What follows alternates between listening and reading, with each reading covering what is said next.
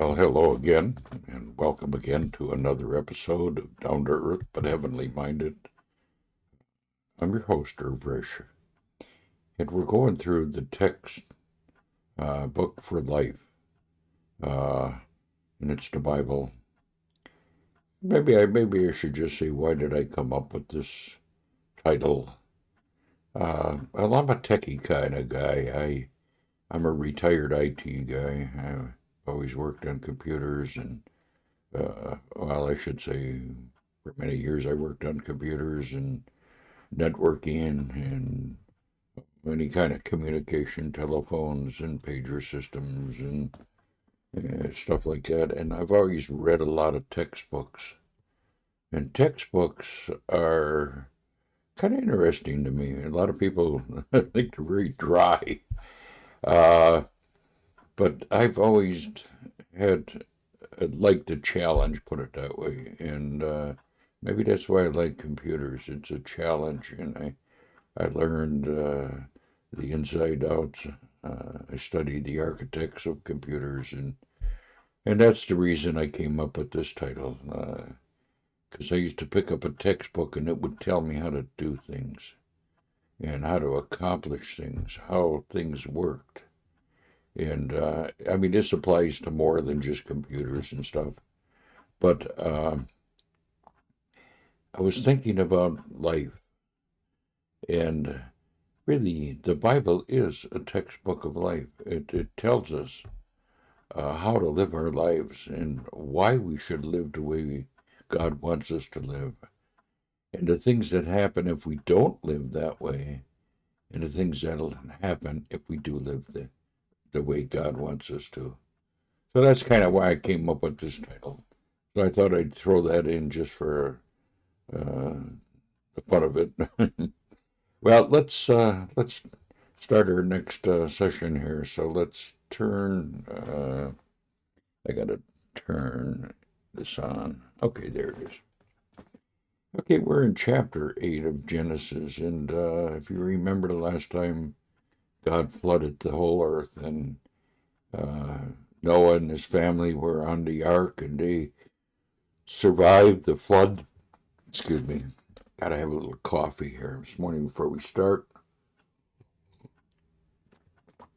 We're going to come to some chapters, and I got a hard time trying to read some of the names and stuff in the Bible are sometimes hard to pronounce, but just bear with me. Okay, we're going to look at the flood. The flood subsided. So, but God remembered Noah and all the beasts and all the livestock that was with him in the ark. And God made a wind to blow over the earth, and the waters subsided. And the foundations of the deep and the windows of the heaven were closed, and the rain from the heavens was restrained. So it stopped raining. And the waters receded from the earth continually. So it was starting to dry up. And at the end of 150 days, the water had abased. And in the 7th month of the 17th day of the month, the ark came to rest on Mount Ararat. So we're told where the ark rested. There's a lot of people look for the ark. I've watched videos on it. I'm not sure if they found it or not, but there are some that say they did. Now, and the waters continued to abase until the 10th month. In the 10th month, on the first day of the month, the top of the mountains were seen. At the end of 40 days, Noah opened the windows of the ark that he had made, and uh, sent forth a raven. Now, this is an unclean bird, and it went to and fro until the waters were dried up from the earth. And he sent forth a dove from him. Now, this is a clean bird, to see if the waters had subsided from the face of the ground. But the dove found no place to set her foot, and she returned to him to the ark. for the waters were still on the face of the whole earth. So he put out his hand and took her and brought her into the ark with him. He waited another 7 days, and again he sent forth the dove out of the ark. The dove came back to him in the evening, and behold, in her mouth was a freshly picked olive leaf. So Noah knew that the waters had subsided from the earth. So this is kind of his test. Is the waters dried up enough? And, well, this little test worked, so he knew that there was dry land someplace. Then he waited another 7 days and sent forth the dove, and she did not return to him any more. So apparently she had a place that was large enough for her to survive. So in the 650, in the 601st year, in the first month of the first day of the month, the waters were dried from the earth. And Noah removed the cover of the ark, and look, and behold, the face of the ground was dry. In the second month, on the 27th day of the month, the earth had dried out. And God said to Noah, go out of the ark, you and your wife, and your sons, and your son's wife with you, and bring out with you every living thing that is with you, of all flesh, birds, animals, and every creeping thing that creeps on the earth, that they may swarm on the earth, and be fruitful, and multiply on the earth. So Noah went out, and his sons, and his wives, and his sons' wives with him.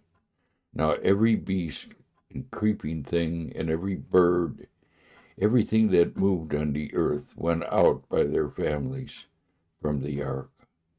So now we come to a covenant that God makes with Noah. And there are covenants in the Bible, and we will see them. And it's really great to do a study just on the covenants that God made with mankind. And he's made a covenant with us. There's a new covenant that he made with Israel. But a lot of it applies to us, Gentiles, us non-Jews. Well, anyway, that's another whole topic that we'll get into. Then Noah built an altar. Wow, this is great. The first thing that this man of God does is he builds an altar to the Lord. And he took some of every clean animal and some of every clean bird and offered burnt offerings at the altar. You know, man is starting to realize that there is a God and you better worship him. He's in control. He's the one who shed the flood. He's the one who destroyed the whole earth and all its inhabitants except for Noah and his family. And Noah was so grateful to God for sparing him and for being his God. He made these sacrifices to him. Do we sacrifice to God? Well, we don't bring animals and sacrifice, but we are to be a living sacrifice. We are to offer ourselves to God. And we see that in the New Testament. And we'll look at some of these things later on. So anyway, we see what Noah did.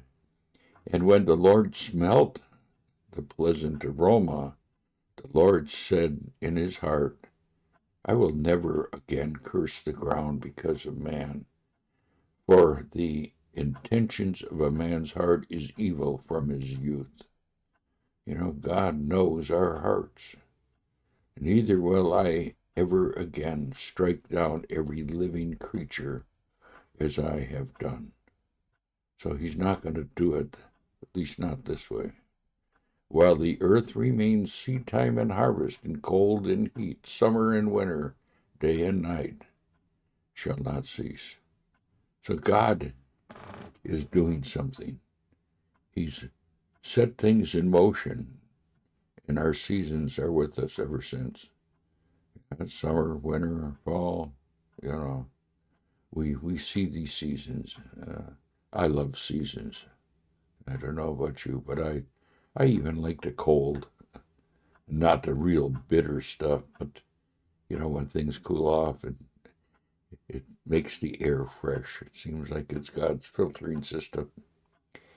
And I love snow, as long as I don't have to drive in it. But anyway, we see what happened after the first thing that happened after the flood.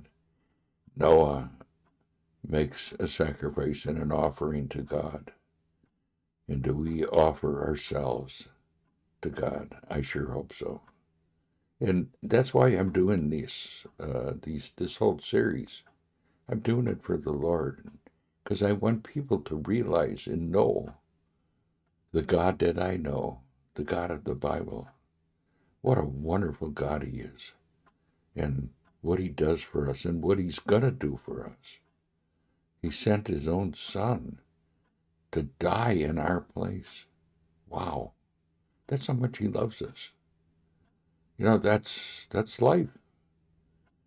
Well, that's the end of our reading today, and I think the next time we get together, I might even have somebody else read the text. As some of these names I got a problem with, but we'll see. And then I'll come back to reading again, though. I won't let somebody else do it for me all the time. So with that said, anyway, I'm going to end my recording today podcast. So we'll see you the next time. Bye for now.